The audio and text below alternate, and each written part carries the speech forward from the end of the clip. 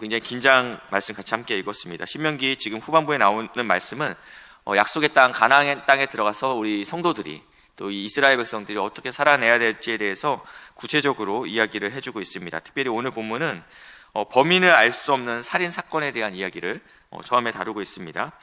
범인을 알고 있으면 그 사람이 고의로 했는지 부지중에 했는지를 판결해서 도피성에 들어와서 피하면 됐지만 오늘 사건의 같은 경우는 범인을 알 수 없는 사건이었습니다. 그래서 피살된 시체가 들에 엎드려진 것을 발견하였다라고 표현하고 있습니다.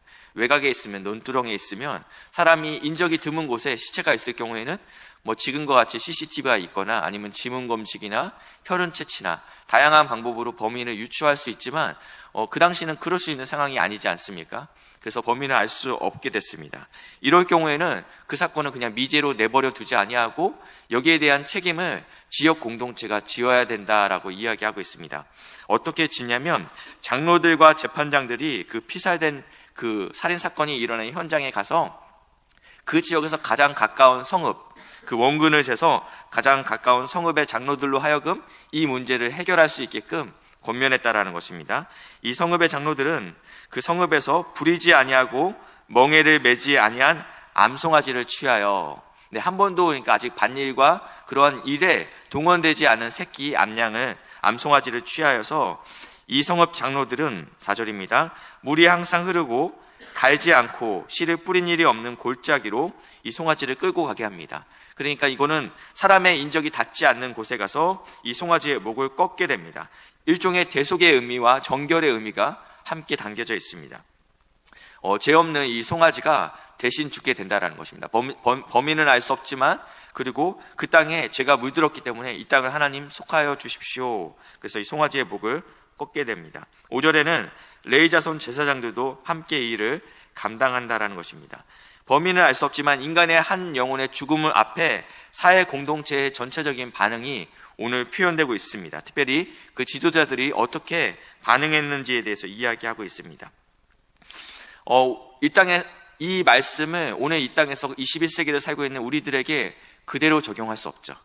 그대로 적용할 수 없지만 하나님께서는 이스라엘 백성들에게 가나안 땅에 들어갔을 때 한 영혼의 그 이유를 알 수 없는 죽음 앞에 공동체가 어떻게 반응해야 되는지에 대해서 이야기하고 있다는 것입니다. 하나님께서 이 지역에 신성교회를 세우셨습니다. 그리고 많은 교회들을 세우셨습니다. 그 이유가 우리끼리 잘 교제하고 우리끼리 행복하게 원해서 우리를 부르셨다라고 말씀하시는 것이 아닙니다. 근방에 있는 일종의 뉴스들이 많이 등장하죠. 요즘에는 고독사, 아무 이유 없이 아무도 모르는 죽음들을 겪는 사람들이 있습니다. 그리고 빈곤 자살, 그리고 또 외노자들이 하나님께서 이 지역에 이제 특별히 우리 강서 지역에는 많이 없지만 지방만 해도 부모님이 외국인, 한 부모님은 외국인인 자녀들이, 초등학생들이 이제는 양쪽 부모가 다 한국인 자녀보다는 비율이 훨씬 더 많아졌다고 하더라고요. 이런 일들이 이제 갈수록 더 많을 건데 하나님 앞에 육체적으로 또 사회적으로 연약한 지체들이 우리 지역에 있다라는 것입니다. 이들의 고독사와 이들의 빈곤 자살과 또 이런 사회적 약자들의 어려움들을 이 지역 교회들이 가만히 있어서는 안 된다라는 뜻으로 받아들이셔도 될 것 같습니다. 10절부터는요, 전쟁에 이 가나안 땅을 정복하기 위해서는 반드시 전쟁을 치러야 됐습니다. 그 전쟁을 치르고 났을 때 11절에 보니까요, 만일 포로 중에 아리따운 여자를 보고 그에게 연연하여 아내를 삼고자 하거든 전쟁 가운데 승리하였습니다. 인권이 어디 있습니까? 그 당시에 인권이 어디 있습니까? 내가 마음에 드는 여자를 한번 취하고 버릴 수 있는 것이 세상의 법이었지만 하나님께서는 이 아리따운 여자를 보고 겁탈하지 말 것을 말씀하셨고 첩으로 두지 말 것을 말씀하셨고 아내로 삼으라고 말씀하고 있습니다. 그리고 나서 이 여자를 자신의 집으로 데리고 올 것을 말씀하셨고, 그리고 나서 13절입니다. 포로의 의복을 벗기고 내 집에서 살며 그의 부모를 위하여 한 달 동안 애곡하라 라고 말씀했습니다. 그러니까 아무리 아름답고 지금 마음이 불같이 타올지라도 이 여인이 충분히 애곡할 수 있는 시간을 주라고 말씀했습니다. 인격적으로 대우하라는 것이죠. 충분히 그의 마음이 위로되고 증전됐을 때, 그리고 그의 남편이 되라, 그때서야 남편이 되라고 말씀하고 있습니다. 14절, 그 후에 내가 그를 기뻐하지 않거든. 마음이 변할 수 있지 않습니까? 그러면 이 여자를 팔지 말라고 합니다.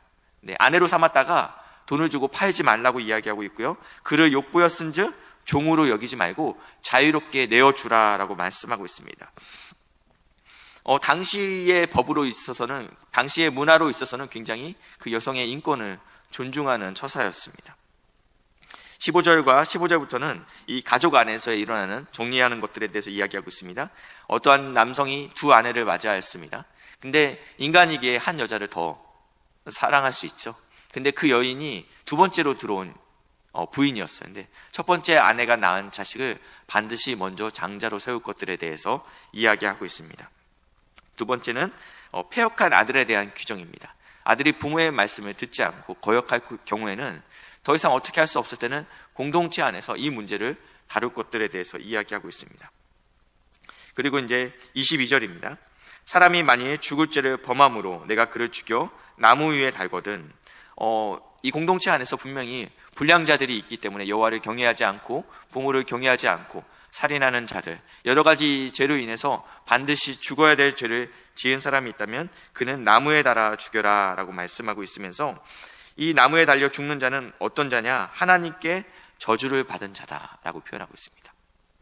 이 말씀 저희가 굉장히 많이 봤을 것 같은데요, 갈라디아서 3장 13절 말씀입니다.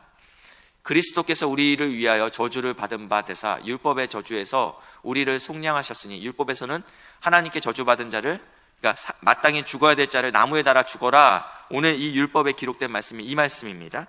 근데 거기에 나무에 달린 자마다 저주를 받았는데 그게 바로 누구냐면 예수가 우리 대신 그 저주를 받아 죽으셨다라고 말씀하고 있습니다. 하나님의 말씀은, 하나님의 율법은 우리를 살리는 율법입니다. 우리를 죽이기 위해서 이 율법을 주신 것이 아닙니다. 우리를 정결케 하기 위해서 이 송아지를 대신 목을 꺾어 죽이셨습니다. 그 죄가 그 땅 가운데 그냥 있게 하기 원치 않으셨기 때문에 하나님께서 그 대속의 개념으로 송아지를 끌고 와서 목을 꺾어라. 우리는 죄 지은 사람이 없습니다. 그러면 된 거 아닌가요? 그렇지만 그 땅에 죄가 남아있는 것이 원치 않으셨습니다. 주님께서는 그 땅이 성결하기를 원하셨다라는 것입니다. 그리고 부지 중에 지은 죄, 그리고 살인자를 모르는 죄, 그리고 모든 죄들 가운데 하나님께서 이 문제를 나무에 친히 달려서 해결하셨다라고 말씀하고 있습니다. 오늘 하나님께서 우리 교회 공동체를 이 땅 가운데 보내셨습니다. 네, 사회 가운데 일어나는 수많은 문제들, 여러 가지들이 있죠. 이 문제들, 하나님께서 특별히 이 강서 지역에 생기는 문제들 가운데 복된 신성교회가, 또 이 지역에 있는 교회들이 그 문제들을 보고 내 아픔이라 생각하고 기도하시는 복된 은혜가 있기에 주님의 이름으로 축복합니다. 기도하시겠습니다.